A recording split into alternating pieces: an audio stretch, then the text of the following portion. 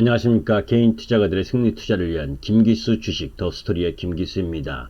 미국 시장이 금요일 날 다우지수는 소폭 반등한 반면에 나스닥 기술주들은 또 약세를 보였죠. 0.6% 정도 하락을 했습니다. 그런 흐름들 속에서 미국 시장이 본격 조정이 될 것인가, 또 그렇지 않으면 반등을 할 것이냐 하는 중대 기로 변곡점에 서 있다라고 하는 흐름을 이야기하고 싶습니다.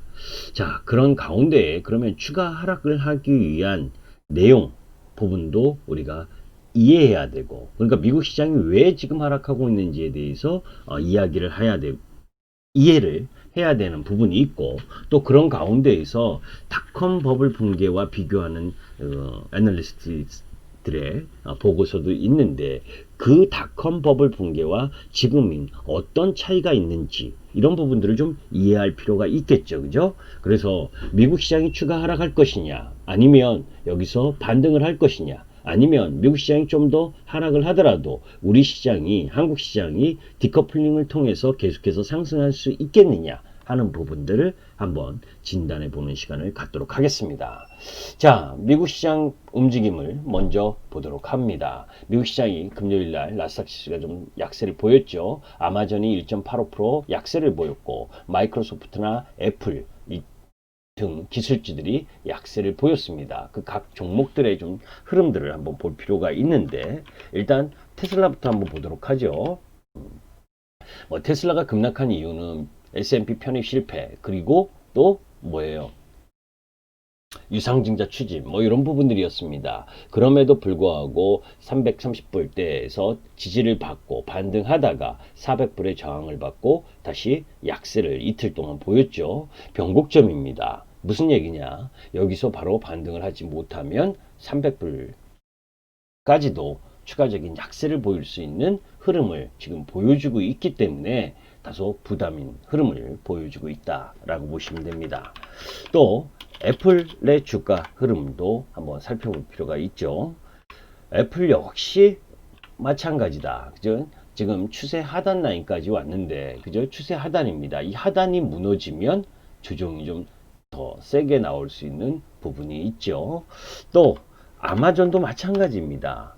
아마존도 그죠? 주가 모습은 이제 월요일 날 곧바로 반등하지 않으면 상당히 진통을 부릴 수 있는 위치죠. 아마존은 이미 60일 이평선을 깨버렸습니다. 그죠? 상승의 주 흐름을 갖고 가던 이런 주식들이 약세를 보인 부분이 있고, 지금 조정을 1차적으로 보였는데 2차적인 조정이 나올 거냐 안 나올 거냐, 그런 가운데에서 이 대신증권 리포트에서 9월 한 달 동안 더 추가적인 조정이 나올 가능성이 높고, 닷컴 버블 붕괴와 비교하는 요 리포트가 나온 부분이 있기 때문에 여러분들께 이야기를 하도록 합니다. 자, 이제 경제와 정책 측면에서 그죠? 안 좋은 부분, 경제 서프라이즈 인덱스가 8월 중순 이후 둔화하고 있다라고 하는 부분하고, 또 다섯 번째 경기 부양책 규모가 축소될 수밖에 없다는 점, 이런 부분들이 있기 때문에 미국 시장의 투자 환경이 별로 좋지 않다. 그런 부분들, 그리고 미국 증시 고점 형성 시그널이 여러 방면에서 확인되고 있다라고 하는 부분, 이런 부분들이 대한 내용들을 한번 우리가 점검해 볼 필요가 있겠죠.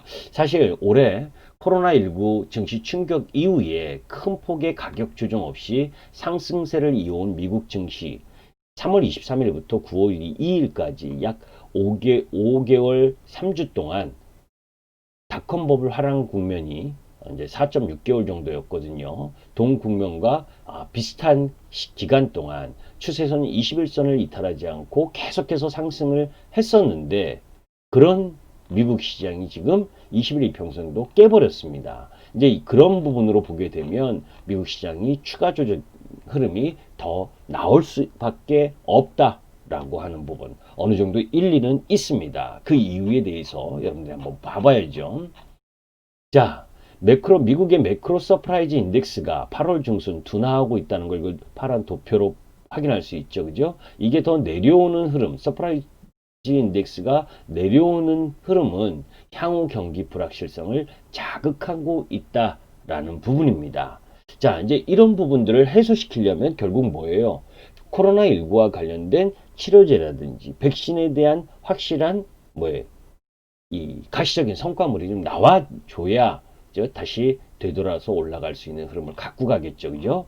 이제 그런 것이 변수가 될 수 있다라고 하는 부분을 염두에 둬야 되고, 두 번째는 유동성 장세로 지금 올라왔는데, 그죠? 코로나19로 인해서 3월달, 그리고 3월달에 1차, 2차, 그리고 이렇게 계속해서 이 뭐예요? 경기 부양책을 써왔는데 이제 5차 경기 부양책에서 지금 공화당과 민주당이 서로 협상을 못하고 있죠. 그죠? 당초 예상으로는 5차 경기 부양안이 적어도 1조에서 3조 달러 정도까지를 예상을 했는데 지금 5천억 달러를 공화당이 밀어붙이려고 하는 부분, 이런 부분들 때문에 그죠? 경기 부양책 규모가 축소되는 영향, 그죠? 그런 부분들이 지금 미국 시장의 조정의 요인이다라는 부분이고, 또 하나는 나스닥 내 시가총액을 차지하고 있는 이 마가라고 하는 부분, 종목들, 팡이라고 하는 종목들, 이런 종목들의 비중이 너무 커져 있다. 이제 그런 부분들이 좀 부담이다라고 하는 부분이고, 실질적으로 이제 그거보다 더 큰 부담 요인은 이 부분입니다. 8월 급등하는 미국 시장의 나스닥 부분에 있어서 내부자, 이제 우리가 이야기하면 뭐 대주주라든지 그 대주주 뭐 이 친인척 관계자들, 이런 부분들 속에서 8월 내부자 거래에서 애플이 내부자 2명이 27만 6천 주를 매도했고, 또 아마존은 14명이 102만 5천 주를 매도했다라고 하는 부분, 이렇게 대주주와 연관성이 있는 내부자 거래의 매도가 나온다라고 하는 부분은 그 종목이 뭐예요? 추가적 상승보다는 주가에 대한 부담을 좀 느끼고 있다라고 하는 부분이잖아요. 그죠? 그건 여러분들이 매매를 하시면서도 알잖아요. 여러분들이 보유하고 계신 종목이 뭐예요? 전날 대주주가, 또 대주주와 관련된 주식이 매도가 나왔다라고 하면 그 다음날 휘청휘청 거리잖아요. 그러니까 그런 부분처럼 지금 여기에 애플과 아마존을 비교를 해서 그렇지, 주가가 올라오면서 그죠? 너무 빠른 속도로 올라왔기 때문에 비중을 줄이고 있는 내부자 거래의 매도 수량이 늘어났다고 하는 부분은 주가의 조정 빌미를 야기시킬 수 있는 요소다라고 하는 부분이고, 이 부분은 아까 이야기한 것처럼 테슬라가 S&P에 편입 실패했고, 또 그런 가운데에서 유상증자 추진을 한다라고 하는 소식도 안 좋은 소식이고, 또 액면 분할로 인해서 과하게 올랐었던 부분이 희석되는 과정, 그죠? 그래서 월요일 날 반등하지 못하면 300불로 내려올 수 있는 그런 부담도 놓여 있다는 겁니다. 그러니까 암만 좋은 섹터와 종목도 그죠? 가격적인 부담, 수급적인 부담, 이런 부분들이 놓여지면 조정을 받을 수밖에 없죠. 또 조정 시그널로 봐서 이 달러도 마찬가지입니다. 지금 달러도 계속해서 약세를 보이던 달러가 그죠? 지금 멈칫하고 있다는 거죠. 그죠? 그런 부분들이 유효 자산에 대한 선호 심리를 약화시키고 있다라고 하는 요인. 또 유가도 지금 배럴당 40불 하회한다. 근데 유가는 사실 떨어질 수밖에 없어요. 그죠? 그린 뉴딜 정책을 계속해서 펼치고 있는 가운데에서 글로벌 경기가 지금은 코로나 때문에 안 좋은 상황이고, 거기에 유가를 그나마 반등시켰던 요인이 뭡니까? 감산이라든지 이런 정책인데, 감산이 흐지부지 되거나 완화가 돼버리면 유가는 바로 떨어질 수밖에 없는 상황들이죠. 이런 요인들을 가지고 닷컴 버블처럼 급락할 수 있다라고 이야기하는 부분의 시각도 있다라는 걸 여러분들이 염두에 둬야 됩니다. 왜냐?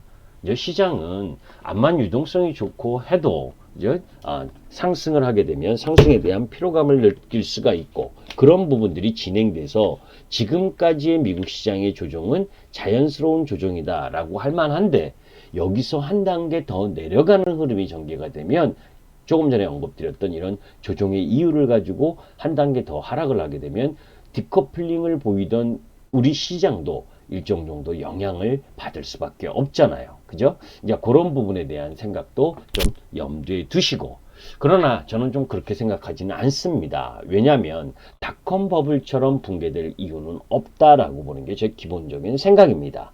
제가 미국 시장 급락할 때도 여러분들 이야기를 했었죠. 그죠? 미국 시장 급락을 하면서도 우리 시장하고 미국 시장의 차이가 있다.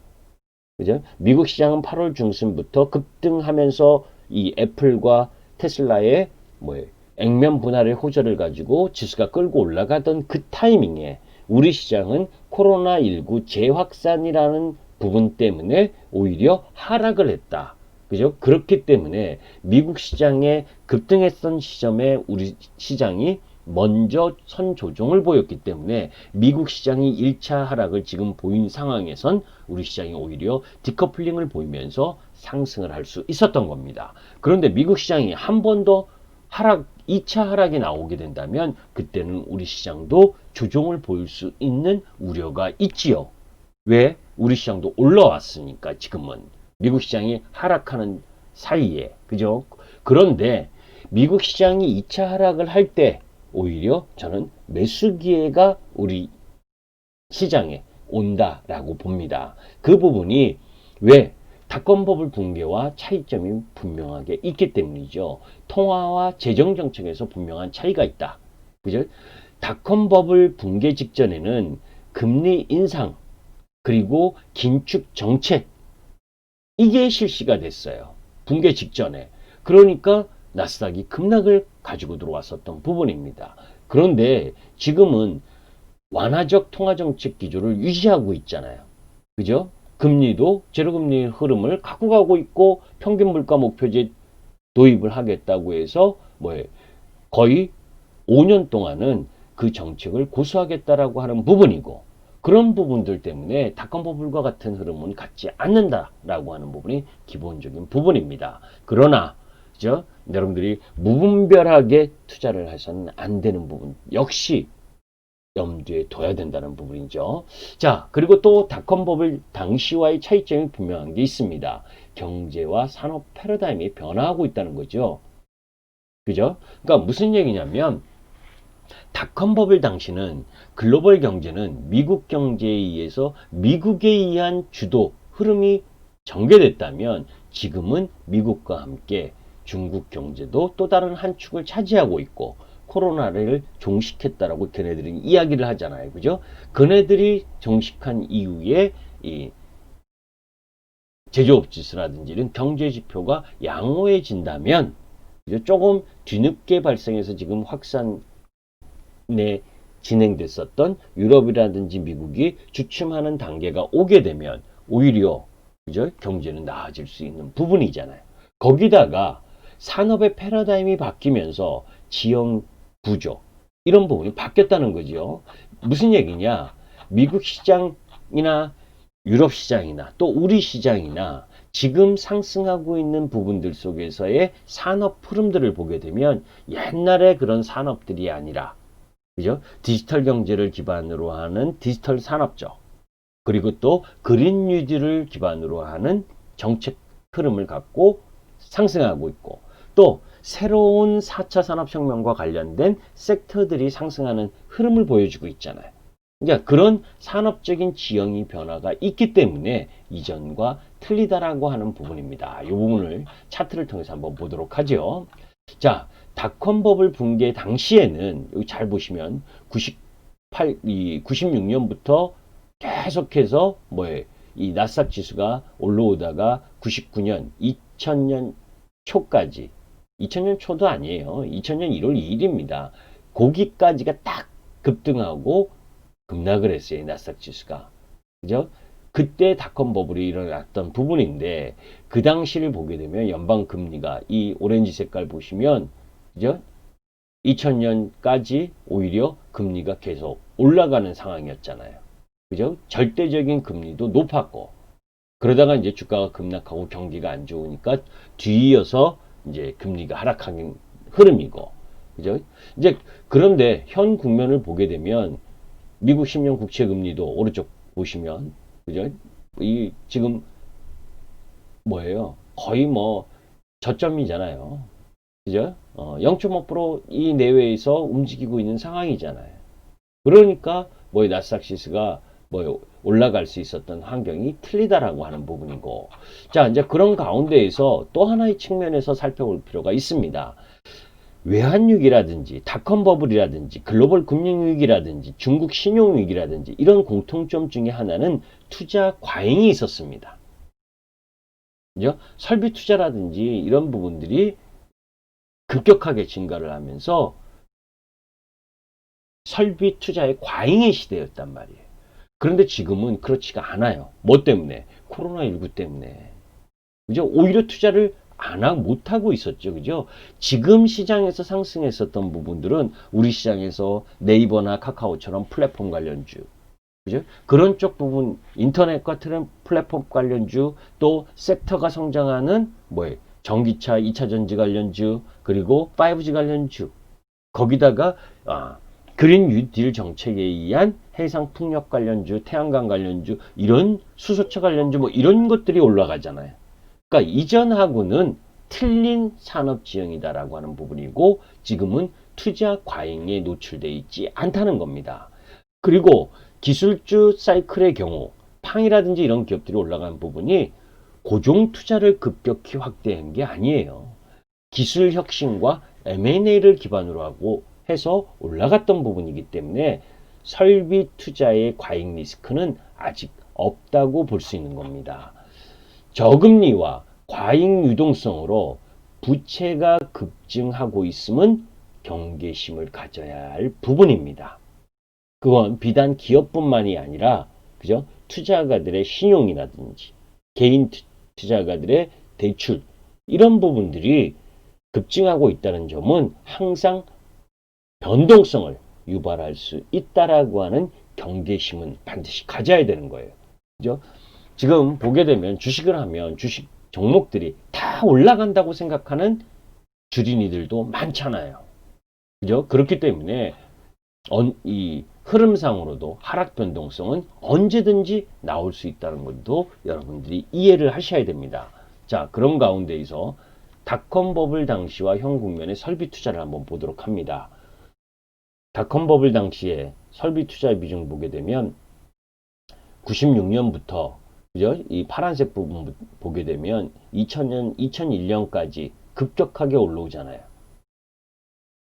그죠? 반면에 오른쪽 요 형 국면을 보게 되면 오히려 2019년부터 2020년까지 미국 설비 투자 비중은 내려오고 있는 거고.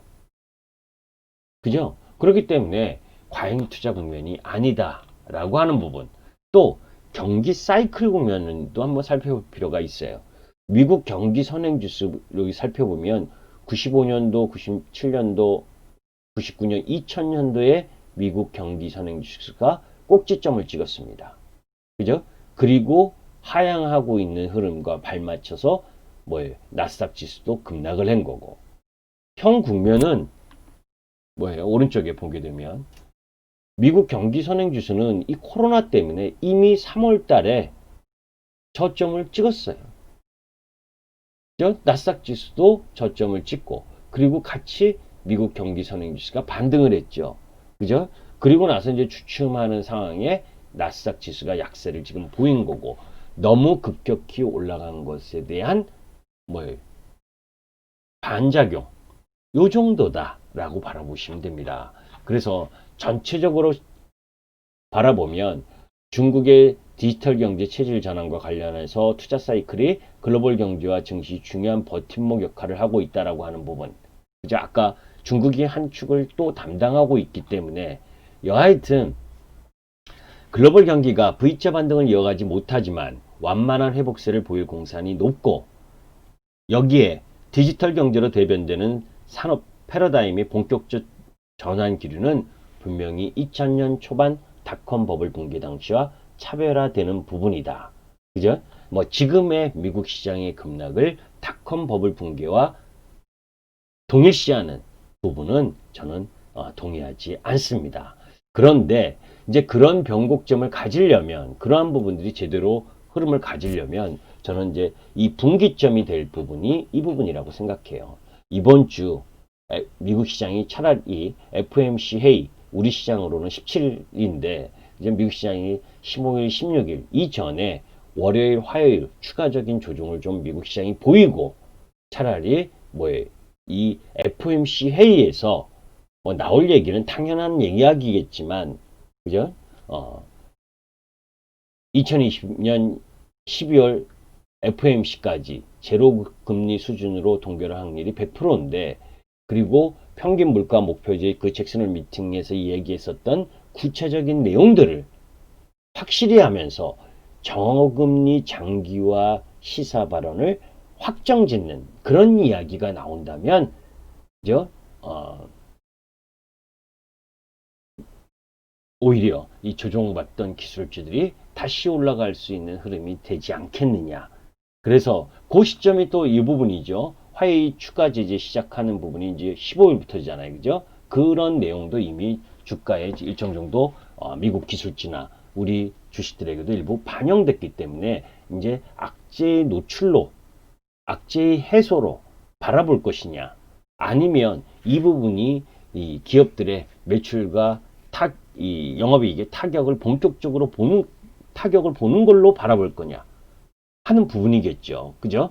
그런데 일정 정도 이 화웨이와 여러 가지 지금 SMIC에 대한 제재 이런 얘기가 나오는데 그 부분이 더 증폭되는 흐름으로만 가지 않는다면 그런데 더 증폭되는 흐름으로 간다면 조정은 피할 수가 없겠죠. 그런 요인들을 함께 갖고 있다라고 하는 부분. 그래서 정리를 하면 분명히 미국 시장이 조정을 보이는 이유는 있다라는 겁니다. 없는 게 아니에요.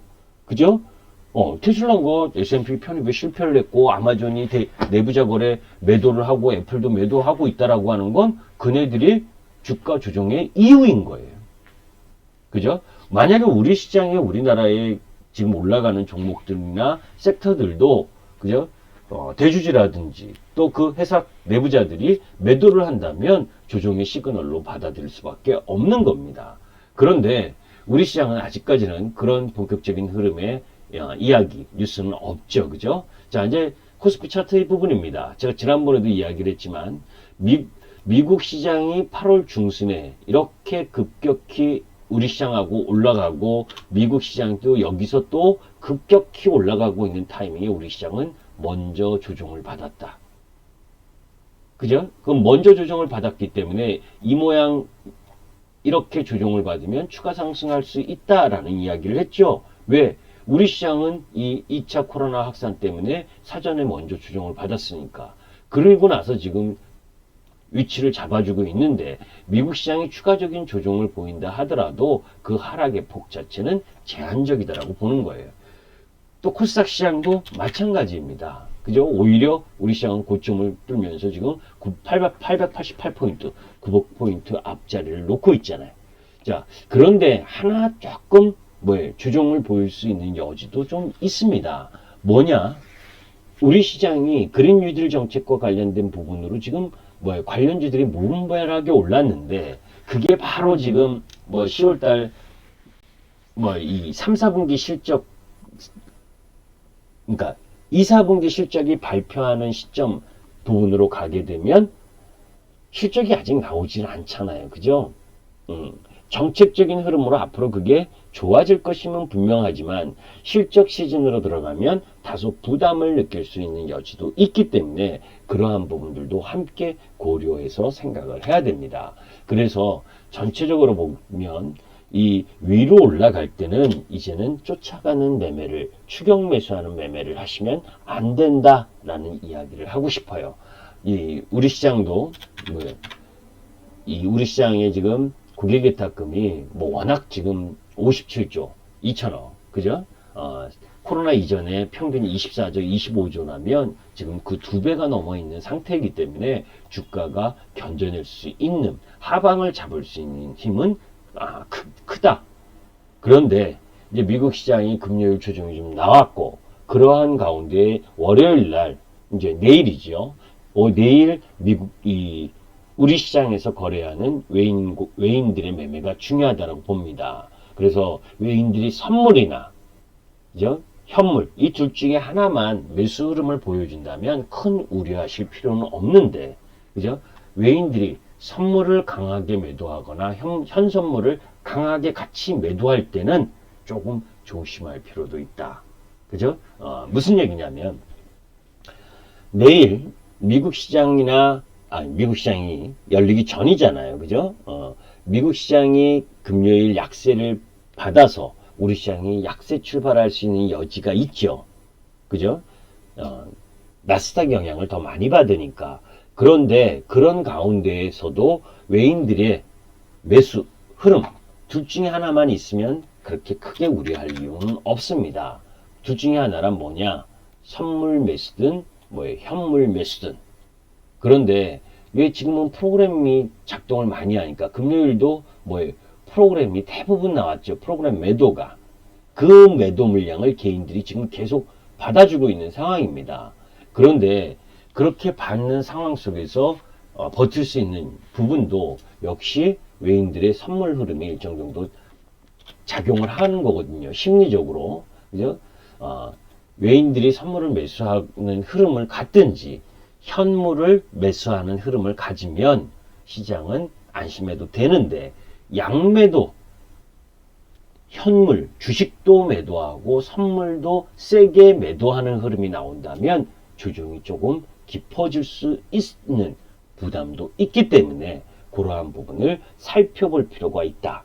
그죠? 만약에 외국인들이 내일 아침 부분에 9시에서 9시 반 부분에 선물 부분을 세게 매도하는 흐름이 나온다면 미국 시장에 2차 조정을 알리는 흐름이 나올 가능성이 높고, 그렇다면 변곡점을 FOMC 회의 요 부분을 두고 그때 공격을 해야 된다.